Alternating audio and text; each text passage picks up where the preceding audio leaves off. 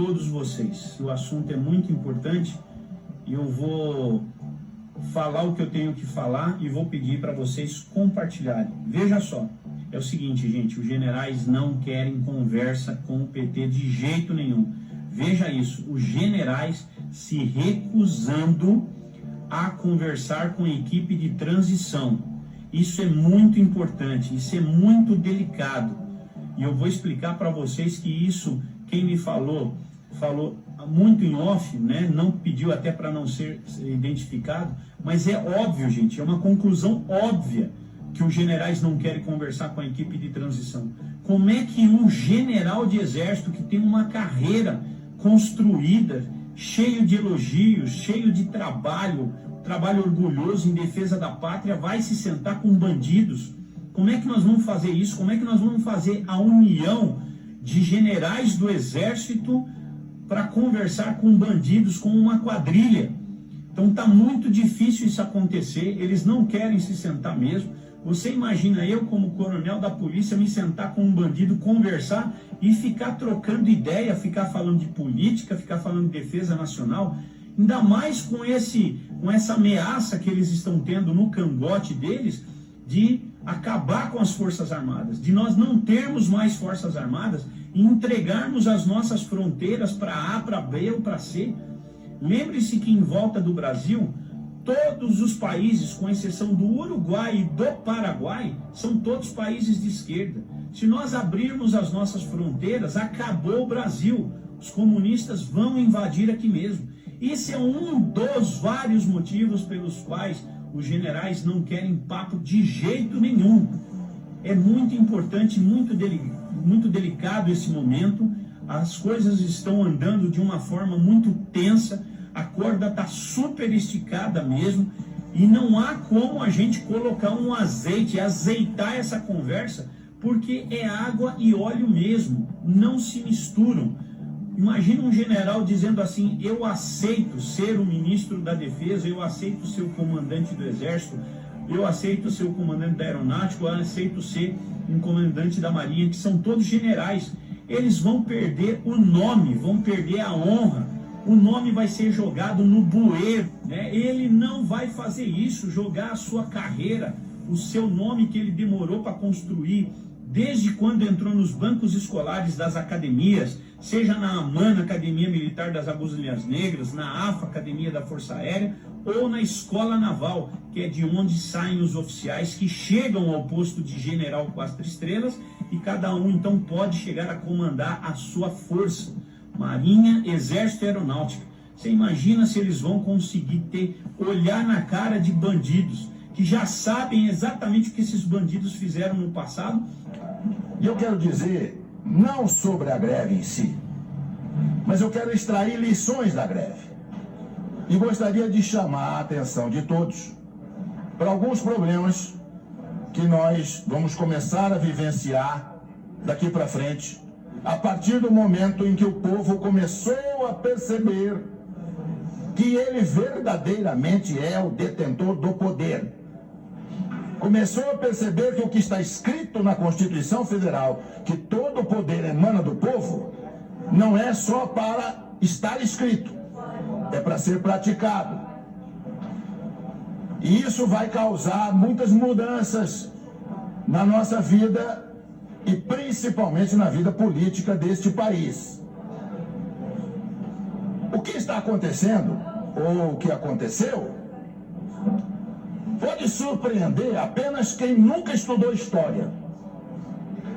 Quem estudou história, quem estuda, sabe que estas coisas não são novidades. Elas ocorrem em vários lugares do mundo há muitíssimo tempo. E eu já falava sobre a greve dos caminhoneiros há mais de 30, que eu dizia em sala de aula que um dia os caminhoneiros descobririam aqui o poder que possuem, e que o dia que isso acontecesse, nós viríamos coisas que nunca pensamos em ver. O que eu era? Uma pitonisa? Um adivinho? Não, um sujeito que estuda e que conhece a história. E eu convido os senhores também, se quiserem entender o que eu estou falando, a procurarem. Não temos mais videolocadora, mas procura no Netflix, procura no Now. 2 filmes. Um chamado Fist, F-I-S-T, com o Sylvester Stallone, antes dele ser o Rambo, antes dele ser o Rock. Ou então peçam um filme chamado Hoffa, H-O-F-F-A, com Jack Nicholson. Os 2 filmes tratam do mesmo problema. O que os caminhoneiros fizeram nos Estados Unidos na década de 60.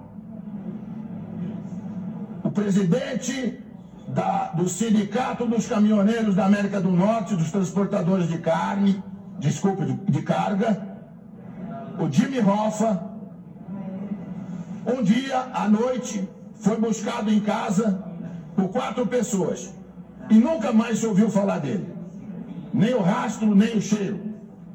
Provavelmente está sepultado em um pilar de ponte que estivesse sendo concretado naquele momento ali em Nova York. E lá nos Estados Unidos inteiro dizem que foi o Kennedy quem mandou matá-lo, porque não aguentava mais o que os caminhoneiros estavam fazendo com o governo americano. Assistam o filme. Tem 50 anos esse filme. E eu já dizia para os meus alunos, então, o dia que os caminhoneiros do Brasil descobrirem isso. E os caminhoneiros do Brasil não tinham a organização que os americanos tinham, porque isso foi possível graças ao rádio PX, que eles tinham em cada caminhão. Cada caminhão tinha um rádio PX, num determinado momento, houve um comando, e eles simplesmente pararam os Estados Unidos. Nós não tínhamos rádio PX, mas de repente descobrimos que temos uma coisa que funciona quase tão bem ou melhor, chamado WhatsApp. Os senhores não fazem ideia do que o WhatsApp vai fazer daqui para frente. Se a sociedade brasileira descobrir que se ela se organizar, ela tem o mesmo poder, nós vamos ficar abismados com as coisas que vão acontecer nesse país. Eu estava nos Estados Unidos em 1976, estudando, e eu frequentava um supermercado que ficava pertinho do apartamento onde eu morava. E lá eu comprava café brasileiro, café cacique.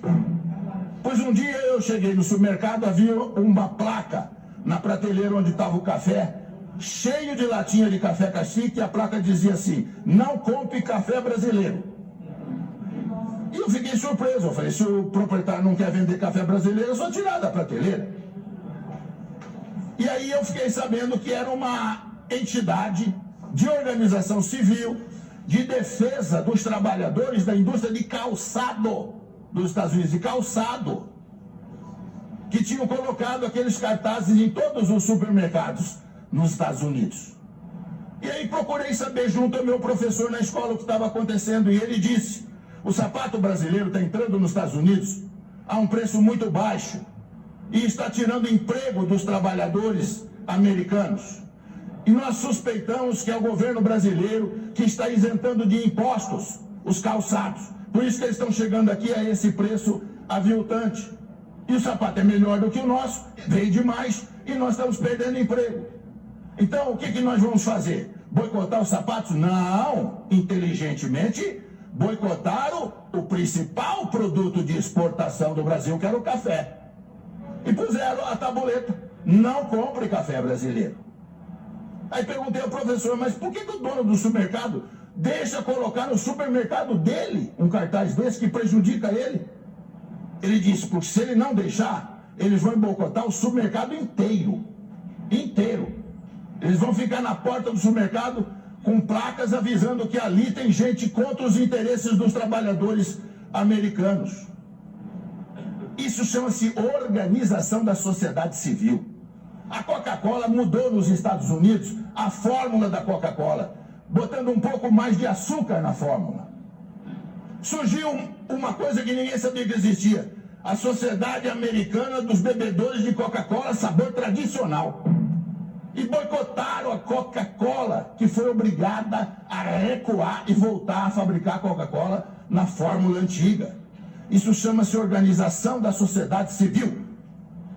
A hora que nós descobrimos isso aqui no Brasil, nós vamos ver o que vai acontecer aqui. Se nós tivéssemos aqui, ao invés de presidencialismo, parlamentarismo, o senhor sabe o que teria acontecido essa semana que passou? Tinha caído o governo. Na Itália, o primeiro-ministro foi escolhido há uma semana, já caiu. O governo cai no momento em que não tem o apoio do povo. A hora que o povo vai para a rua e o povo reivindica, e como os caminhoneiros fizeram sabiamente, sem violar a lei, os caminhoneiros não violaram a lei. Eles têm todo o direito de não transitar. As estradas estavam abertas. Eles estavam parando em áreas privadas. Não interditaram coisa nenhuma.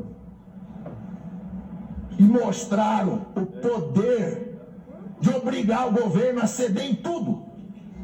Eu faço ideia se eles tivessem posto na lista de reivindicações, depois de diminuir o diesel, a renúncia do presidente. Quero ver o que o presidente ia falar para eles. Eu não renuncio, então eu não termino a greve. Verdade. Eu ia ver o que ia acontecer. Senhores, abram o olho. Governadores, prefeitos, abram o olho. O povo está descobrindo que ele tem poder. E a hora que ele exercer este poder, nós vamos ver muita mudança nesse país.